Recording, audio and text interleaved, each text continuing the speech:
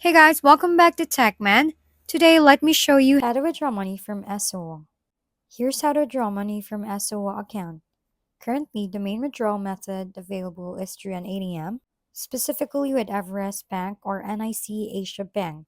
To get started, log into your eSewa app and go to the homepage. Tap on the ATM withdrawal option. Select either NIC Asia or Everest Bank. Enter the amount you want to withdraw. Include the purpose and remarks. Tap Proceed. Once you confirm, enter your PIN and an OTP will be sent to your registered mobile number. Keep that OTP safe. It's one you'll need for the ATM. Next, head to the nearest Everest or NIC Asia Bank ATM. Choose cardless withdrawal or SOA cash withdrawal.